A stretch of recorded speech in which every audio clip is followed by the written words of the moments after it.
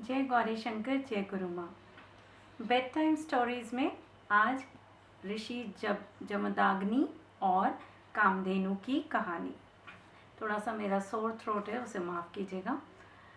तो समुद्र मंथन जब हुआ तो दैत्यों ने और देवताओं ने, असुरों ने और देवताओं ने मिल के समुद्र मंथन किया और समुद्र में से बेशकीमती चीज़ें, बहुमूल्य चीज़ें निकली।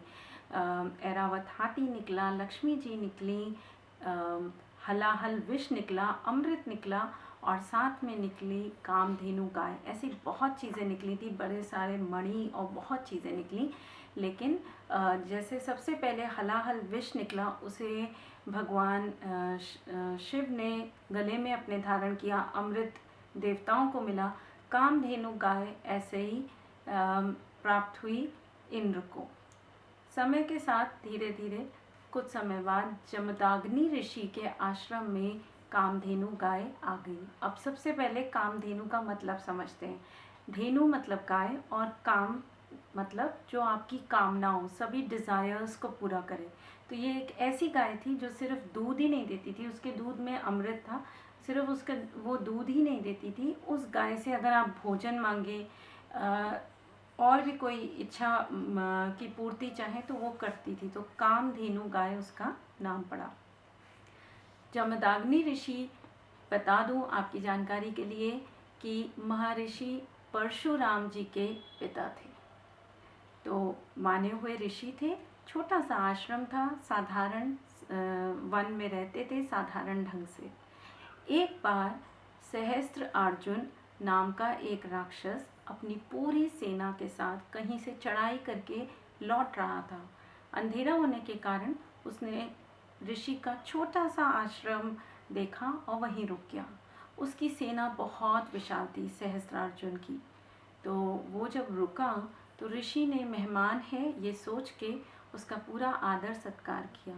उसने ऋषि से कहा कि जो भी रूखा सूखा आपके पास है हमें खाने को दे दीजिए, क्योंकि मेरी पूरी सेना भूखी है और हम अंधकार में के कारण रुक गए हैं। कल सुबह सुबह प्रस्थान कर जाएंगे, यहाँ से चले जाएंगे। ऋषि ने कामधेनु, क्योंकि उनके पास थी, उसकी मदद से जो 56 भोग जो खाने के राजा लोग आदि होते हैं सब प्रोवाइड करा और उनकी सेना को भी, इतनी विशाल सेना को भी भरपेट भोजन कराया। एक के बाद एक भोजन आते गए, एक से एक स्वादिष्ट भोजन। क्योंकि कामधेनु तो अलौकिक गाय थी ही। तो राजा को बड़ी हैरानी हुई कि आश्रम इतना छोटा सा, बहुत कम लोग यहाँ पे हैं। ऋषि के 2-4 शिष्य हैं, ऋषि पत्नी है रेणुका जो कि खाना बना रही हैं और उनकी सहायता ये 2-4 ऋषि लोग कर रहे हैं। तो इतना सारा भोजन इन्होंने बना कैसे लिया? और ये ऋषि के पास इतना अन्न का भंडार है कि ये मेरी इतनी लंबी चौड़ी सेना को भरपेट भोजन कराए दे रहे हैं। तो राजा को कुछ शक पड़ा। अगले दिन ना निकलने की जगह वो रुक गया और उसने ऋषि से बातों बातों में बार बार पूछना शुरू किया कि ऋषिवर, आपने इतने सब लोगों के लिए भोजन का इंतज़ाम कैसे किया?